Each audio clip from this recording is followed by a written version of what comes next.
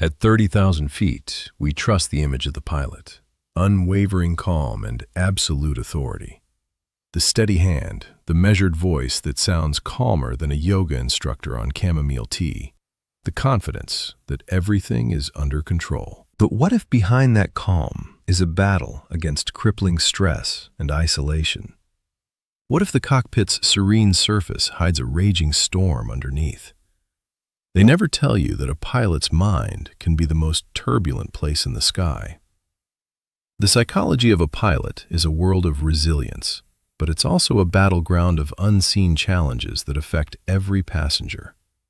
This is the story of the mind in command and the heavy weight of the sky. What kind of person can flawlessly command a multi-million-dollar aircraft with hundreds of lives in their hands, day after day?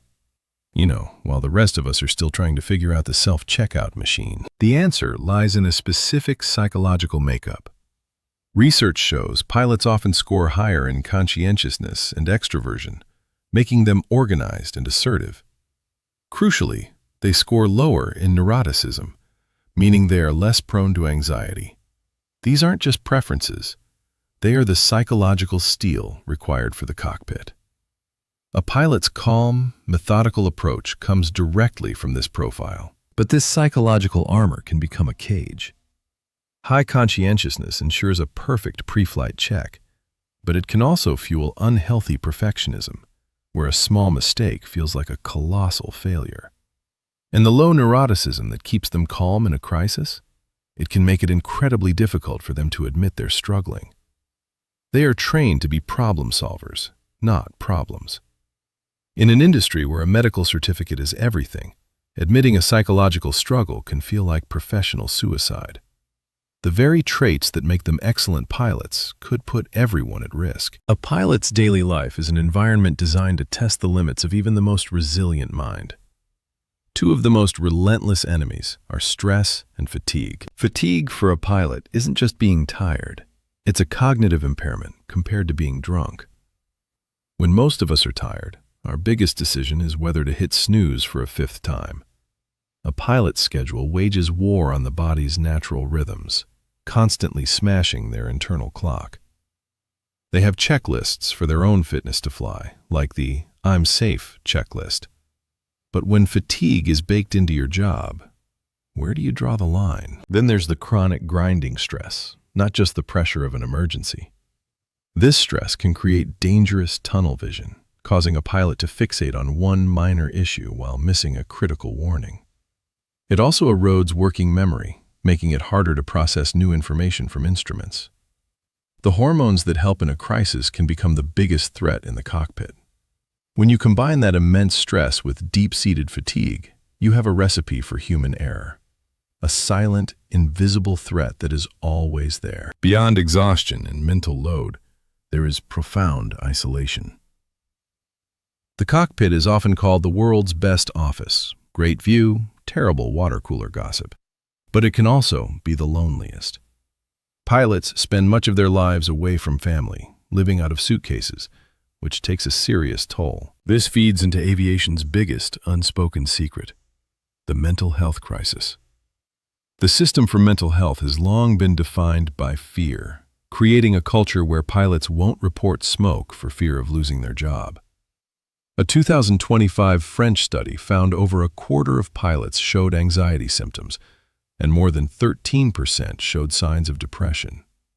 In another survey, a shocking 28% of pilots admitted they didn't disclose symptoms, fearing they would lose their license.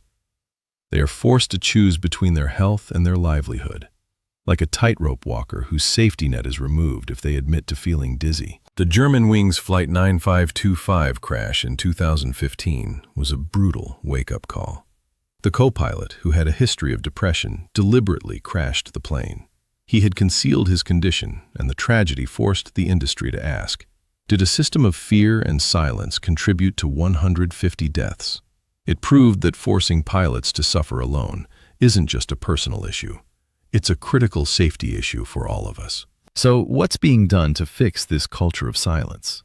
The answer is twofold: mental tools for pilots and a movement for systemic change.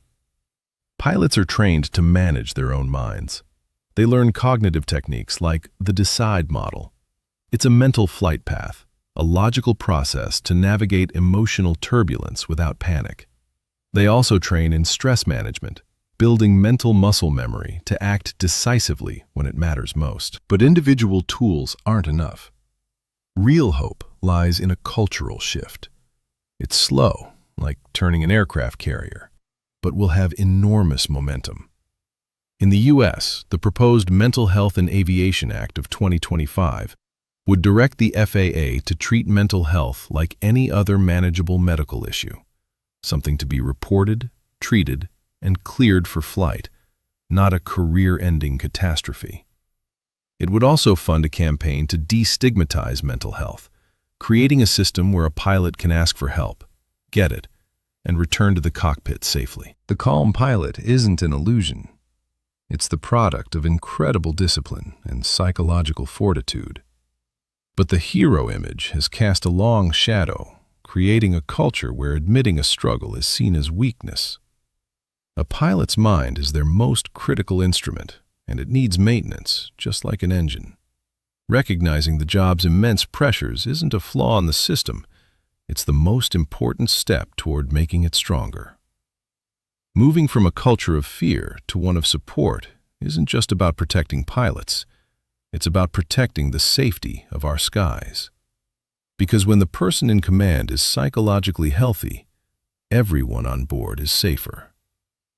What are your thoughts on this culture of silence in high-stakes jobs? Have you ever felt pressure to hide a struggle at work? Share your experiences in the comments below, minus any state secrets, of course.